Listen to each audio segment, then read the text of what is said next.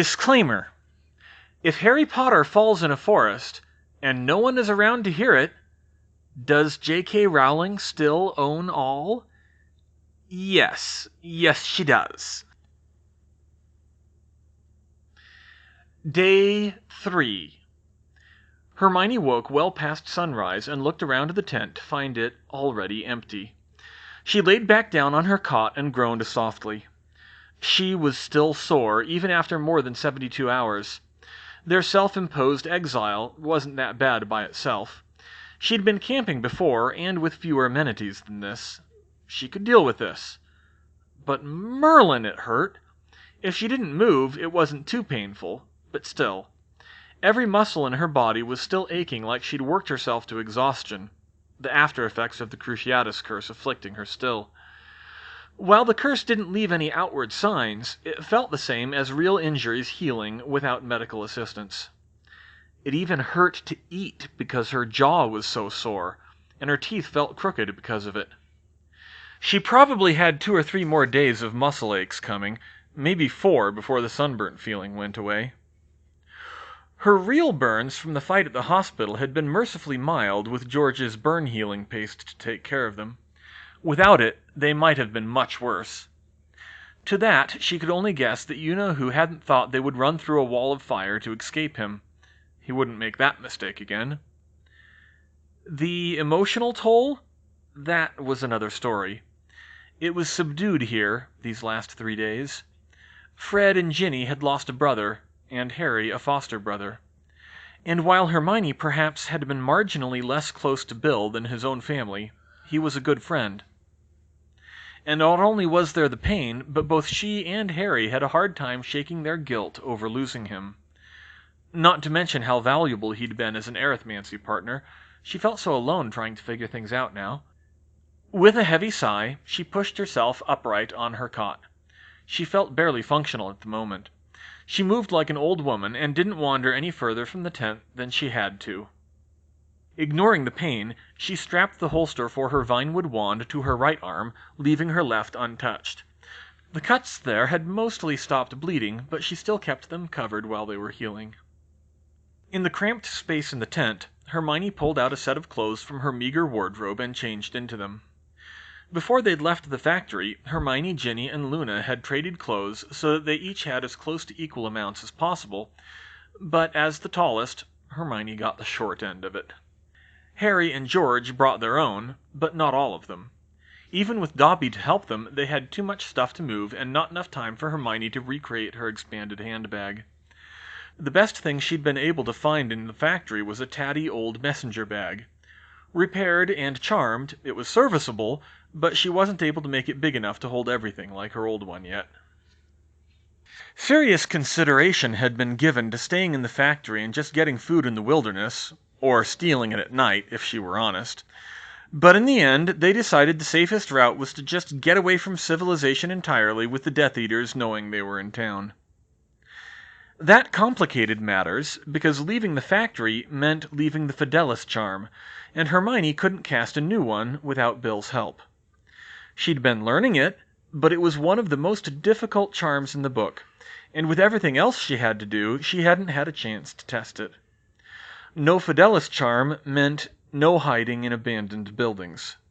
They might be able to hide the lights being on from Muggles, but they would notice when they tried to reconnect the water and gas. Hence, the tent. It also meant George couldn't restart the radio show for fear of the signal being triangulated, although Fred might be able to where he was. They still went into the woods, though. After all, wizards could get by in the wilderness with little trouble. Food was the only really hard part, and that was regardless of where they went. She pushed those thoughts from her mind. Rising and conjuring a glass of water, Hermione took some pain meds and started her day, stepping out of the magically warm tent and blinking in the cold winter morning of the Forest of Dean. Ginny was at the fire, cooking something for breakfast. It didn't smell great, but she had learnt a lot from her mother about making do with little, so it wouldn't be terrible. "Morning, Hermione," she said. "How are you feeling?" "A little better still," Hermione said. At least her voice was more or less healed. 3 or 4 more days and I'll be able to pull my weight." "Don't worry about that," Ginny said. "You've done plenty for us." Hermione shrugged and winced from the twinge in her shoulder. "You checked the tent?" "Yeah, right when I got up. George is out hunting, by the way. Harry's trying to fish." "I'll check the wards, then," Hermione said. She picked up a walking stick and hobbled around the campsite, checking for any weaknesses or intrusions. Their camp was simple, by necessity. She'd lost the magical tent she'd been carrying for just such an emergency. There were 2 tents made from impervious bedsheets and tarps from the factory and branches for stakes and pegs.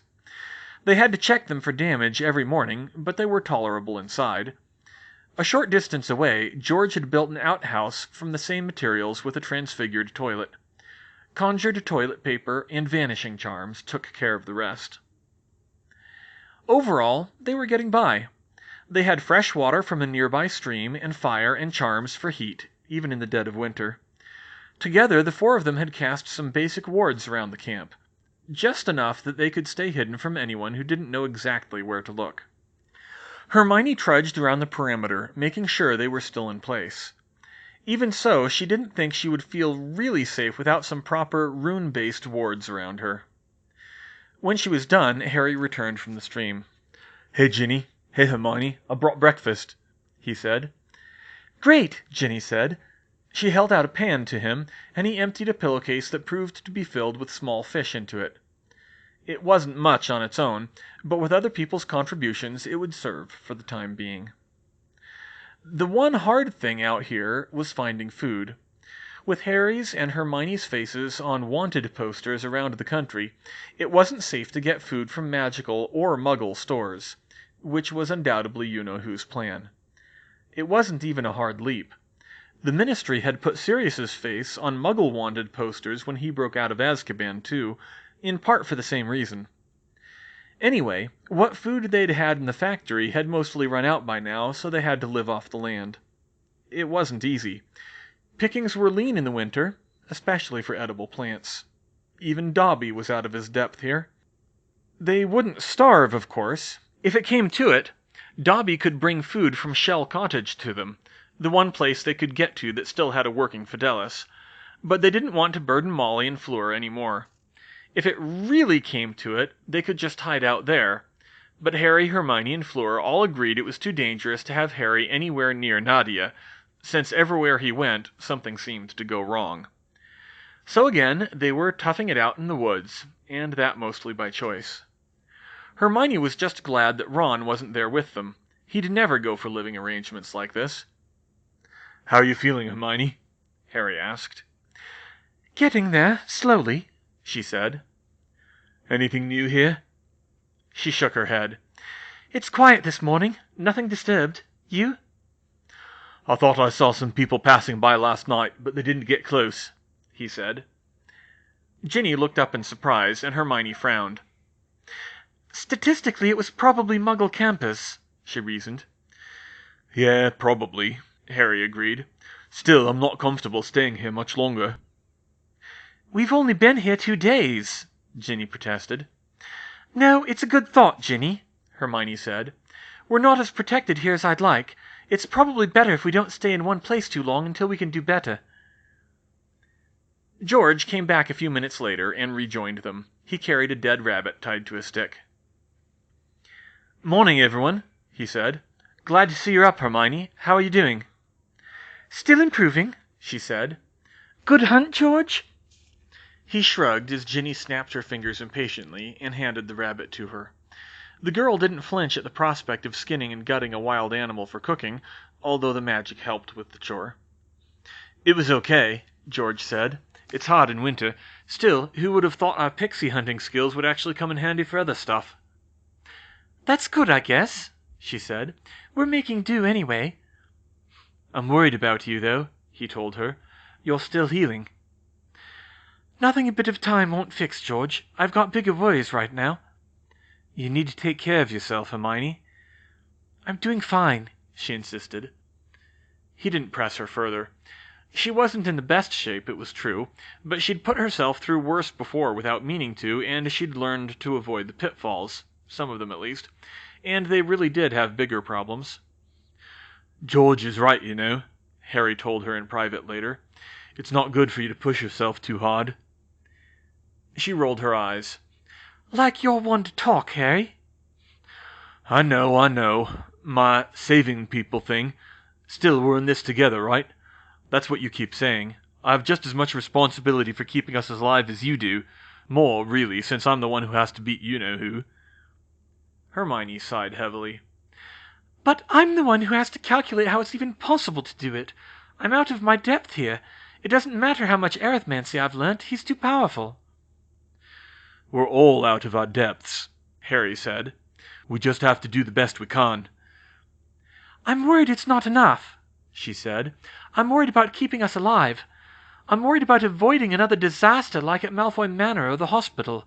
And now the Muggle government thinks we're bloody terrorists. Even if we win, that'll be a nightmare to sort out. People might recognize me on the street.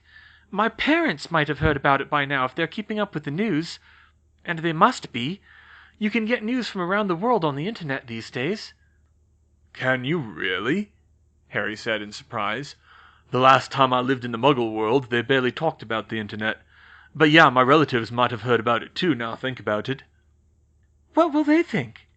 They'll probably say something like," he took on a gruff, angry voice, "always knew that freak was no good. Terrorist, indeed. Should have drowned him as soon as we found him, like a runty pup." "Harry!" Hermione gasped. "Well, that last bit was more Aunt Marge, but you know none of them ever liked me," he said. It always made Hermione sad to see how casually Harry shrugged off any mention of his relatives. She couldn't imagine living with people like that, and it raised some uncomfortable implications. "Are you doing okay, Harry?" she asked with concern. "Sure, why wouldn't I?" he answered. "You mean besides everything?" Hermione pressed. "But really, I'm a bit concerned because you told me before about your cupboard. I don't know if these cramped tents are uncomfortable for you." Harry's eyebrows rose as if he hadn't even considered that. "They really aren't," he said. "I mean, it's like on one hand I'm kinda used to it, or I was, but on the other they're not really the same thing. Anyway, it doesn't matter. That's all behind me." "Ah, I'm glad to hear that." Another thought struck Hermione. "Does Ginny know about your, childhood?" she asked more quietly. "Of course," Harry said. "She was pissed when I told her. I had to stop her running off and killing the Dursleys, but she knows." Hermione nodded. That was one less thing to worry about. Anything that could cause drama in these close quarters was a concern. But then she sighed. "And now we have a whole other level of problems," she muttered. "Hey, look on the bright side, Hermione," he insisted. "The Ministry's gonna clear all that up when this is over, right? So your folks will know right away when we've won, 'cause there'll be a big correction story." "Unless that gets buried too, but yeah, it'll be the only reasonable thing to do," she said, ignoring the uncertainty about the phrase, "when we've won." "You know, I've been thinking, Harry, I should probably disable your ring, the side connecting you to Fleur." Harry looked down at the gold band on his hand. "You do? "Why?" he asked. "We don't know what happened to Bill's ring. If the Death Eaters have it, it's not supposed to work for anyone but the owner, but Rookwood might be able to reverse engineer it. I can dissolve the protean charm to stop that. Molly's with Fleur, and they won't be going anywhere magical for a while, so—" Yeah, good point," he said. "Just send Fleur a message to warn her, and I'll deactivate it." Harry agreed, so that was one less thing to worry about. George could still contact Molly. Still, pretty much the only news they would get at this point would be passed between Order members through the rings. Hermione wasn't really aware of what was going on, now, and she wasn't completely certain of who was even alive. Presumably, the Order was still saving Muggle-born children and sabotaging the Death Eaters at critical points, but the more the net was tightened, the harder it was. At this point, most of them were probably focusing on staying alive, like her. How did guerrilla warfare succeed in the Muggle world? Hermione was hardly an expert. They dug in for the long haul, for certain. These things could last for years, if not decades. Patience was critical, as painful as it was. Recruiting was, too, but it was dangerous. Word of mouth and the wireless, if they could get it running again. They would have to play it like the Death Eaters themselves had, wearing masks and making hit-and-run strikes on critical targets as the opportunities arose. The trouble was that the Death Eaters had the advantage of experience, and they were more brutal. It would be hard to outdo them. Of course, Harry and Hermione had something Muggle guerrilla movements didn't, the secret of how to take down you-know-who. Most, though not all, Muggle revolutions were Hydras, with a new leader ready to stand up if the old one was killed. But history had proved that you-know-who was the linchpin that held the Death Eaters together. He was the most powerful by far, and he was really the only force keeping them in line under pressure.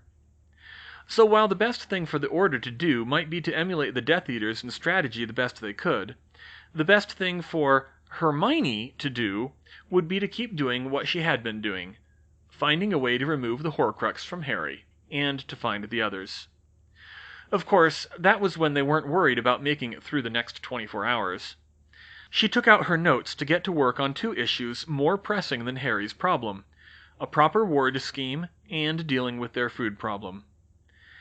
"Cellulose," she muttered. "Flip some of the glucose rings around to make amylose starch, break it up into a branched structure to make amylopectin, and depolymerize it to make simple sugars. That's the easy part, though." Maybe food was the least dire issue, since Molly could provide extra, but Hermione felt like she owed it to her and Fleur, and to herself, to get her cell in the woods self-sufficient. Solving that problem would also help the rest of the Order if they could use it too. Luckily, Hermione had one Muggle book to help her out. The same book that had doomed them at the hospital, but if there was one book she needed now, it was this one: Introduction to Nutrition and Metabolism. It wasn't as simple rearranging organic molecules as it was making diamonds, she found. Gimp's Law wasn't just about food versus not food, even when it involved rearranging atoms instead of transfiguring them. It seemed to work differently for organic and inorganic material, so while she could process aluminum oxide from the soil essentially for free, making useful foodstuffs cost energy. The amount of food she could make was proportional to the effort she put into her spells. She'd got lucky with cellulose into lignin. This she had to do more carefully. Luckily, pushing existing biomolecules around was much easier than making them from scratch. The trees had done the hard work of building the cellulose, and breaking it back down into glucose took maybe a 40th of the energy of the glucose itself, and going from one polymer to another was even cheaper. They wouldn't be wanting for raw calories. "Carbohydrates taken care of," she muttered. Even better was if she could use an exothermic reaction to feed into an endothermic one. For example, breaking down glucose into pyruvate produced energy, which she could then feed into converting it further to amino acids, which was basically how cells did it in the first place. That was easy enough to do with a runic array. She just needed a source of fixed nitrogen, and since ammonia wasn't organic, she could make that nearly for free as well. An incredibly valuable result, maybe even more so than the diamonds. "Proteins are covered, or at least essential amino acids. Everything balances out nicely. Thank you, Antion Lavoisier." Lipids were the really hard part. They were expensive to make, energy-wise. She could make enough to feed 4 people if she had to, but it would take an effort. She'd have to bite the bullet and separate them out from the plant matter directly. "Wait a minute." Harry's voice cut in on her thoughts like a knife. She looked up. "What?" "Aren't the proteins part of the plant matter too?" Hermione's mouth dropped open. "Yes. How did you know? You've never taken a biology class." "Hermione, you've been saying everything you're doing out loud this whole time." She looked around. The 4 of them were sitting around the campfire. She'd been aware of the others, of course, but they drew her attention now. "Yup," George said. "I don't know what you've been talking about, but you've been telling us everything." She felt her face grow hot. "Oh, sorry," she said. "I lose track sometimes when I'm using the diadem." "Don't be. It's entertaining," Ginny said. Hermione glared at her since she couldn't reach far enough to slap her in the back of the head. "I was just wondering," Harry said. "If the proteins are in the plant matter, why don't you just separate those out too?" She stared at him for a minute. "Because." She went back to her work. "No, really," George said. "If there's an easier way to do it, why aren't you doing it?" "I need to be able to do it from scratch," she said. No, you really don't," he insisted. "You don't even need to do this at all." "Today?" Hermione scoffed. "We don't know what'll happen tomorrow. I need to make sure I can do this no matter what resources I have on hand, and copy it for other people to use." "Well, that'd be nice, but it's really not that difficult for wizards to get food," George insisted. "It's still a valuable project, and this is the only Muggle book I've still got. I ought to put it to good use. Now, for the vitamins." "Hermione, I think maybe you've had enough of that diadem for now," George said. "I'm doing Ah!" He snatched Ravenclaw's diadem off her before she could stop him. She blinked a few times as her mind readjusted. "Thanks, I needed that," she said. "Aren't you glad you have me around?" he said, and kissed her. Ginny made over-the-top gagging sounds, but Harry quickly shut her up. "Neville, I need to talk to Professor Babbling. Can you get the mirror to her discreetly?" Hermione asked. "I think so," Neville said. Lavender knows her pretty well, and she's always got a mirror with her. She can get it in without suspicions." "Great, tell her I need it done as soon as possible."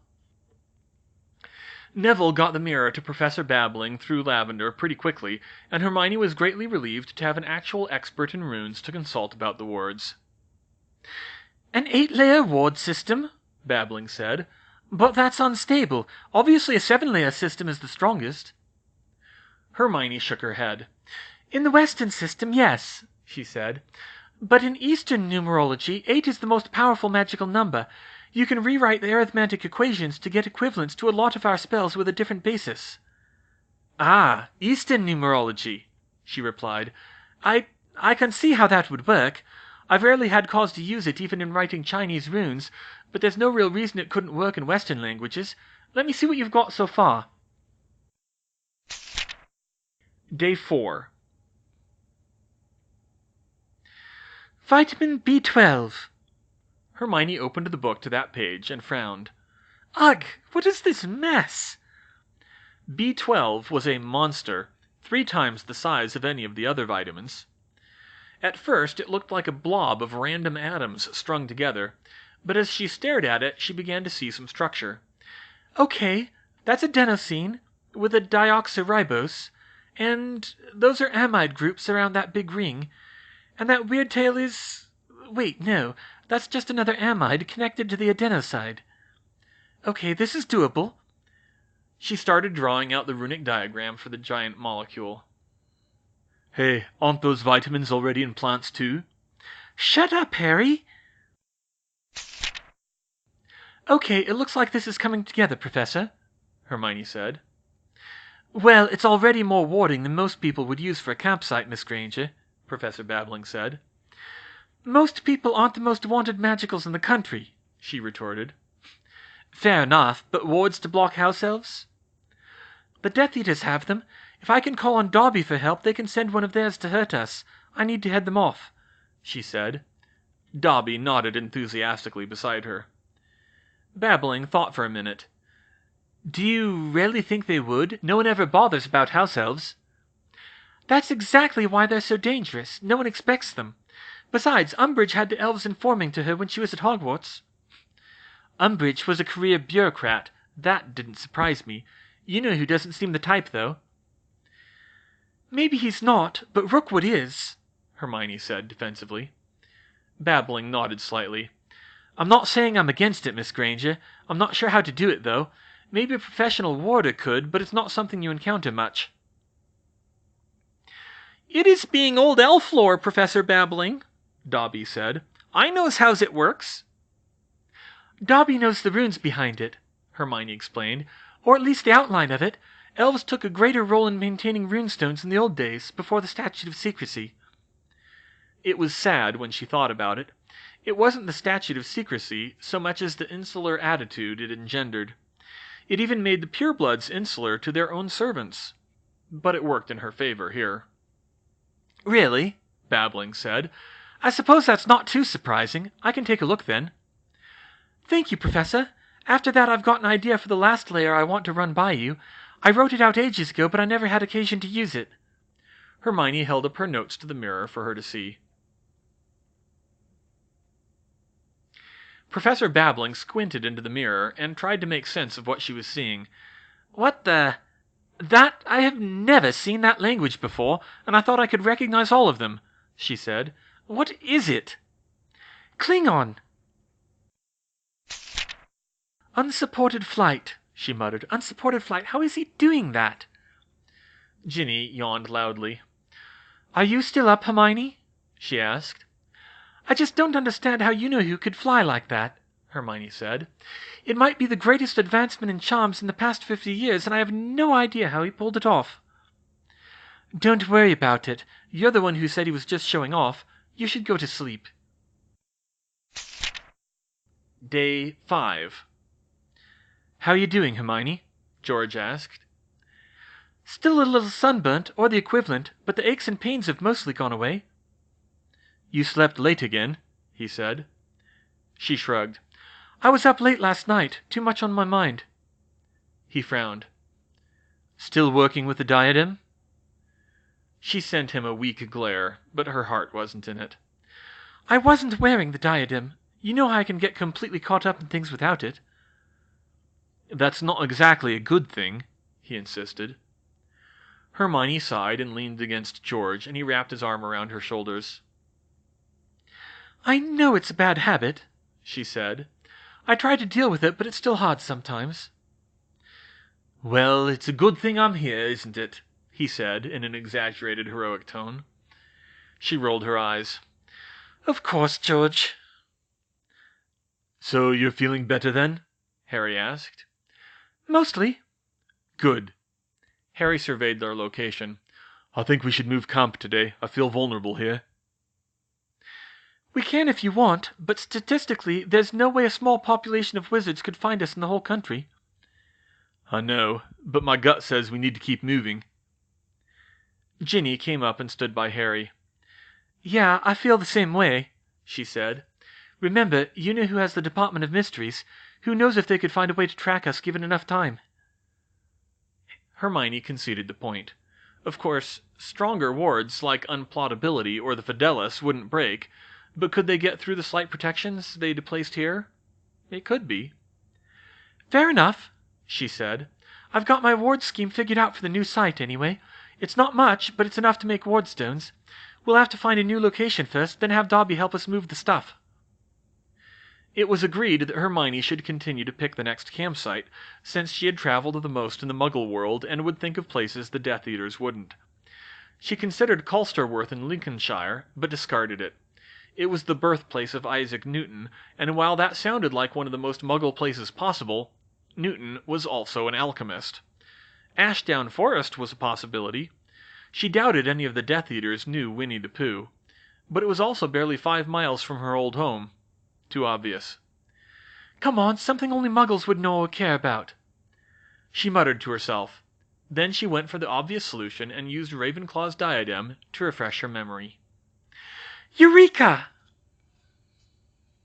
Lanfarb Wigglewiggen Gogglerick Hadwinrid Rob Willently Scylla Gogo Gotch.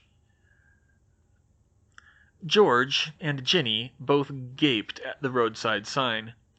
Harry raised his eyebrows, but it wasn't completely unfamiliar to him. So, your strategy is to hide somewhere where no one can pronounce it to make it harder to find us? George said. Hermione rolled her eyes, but laughed all the same. I wanted someplace wizards would never think to look. This village is only notable because the Muggle Council changed their name to that in the 1800s to attract tourists. She pointed at the sign. I came here once with my parents to have our photos taken with it. They ended up not staying in that town, though. Instead, they went to a more isolated wooded area on the other side of the Menai Strait. It wasn't very big, but with proper wards this time, they should be fine. Dobby helped them move everything over, and they settled in. For the record, vitamin B12 is only found in animals. Fine, Harry groaned. So you're ready to show us this project you've been working on? Uh-huh, it should be just about done, she said excitedly. Hermione had collected the vitamins and essential fatty acids she'd made and the minerals she'd collected into glass vials. Soil was a large percentage silica, so she could make all the glass she'd ever need, along with aluminum, steel, and titanium. They weren't easy to mix. Many nutrients were measured in micrograms. A thimbleful of B12 could supply a small village for a year. But she mixed them in the right ratios, added them to the macronutrients, added some water, raw cellulose for fiber, synthesized some baking soda, and she was set. When she was ready, she cooked the whole thing over the fire. For flavor there was plenty of sugar, but she'd also taken the last of the honey from their stash at the factory, and when she separated out the water and sugars, she used a reverse process to determine the molecular composition of the remainder. It turned out to be mostly gluconic acid. When she added it, it was a little off, but it worked. She slid a large flat loaf of something that looked plausibly like bread out of the frying pan and onto a plate. Tearing a bit off with a napkin, she blew on it to cool it and took a bite.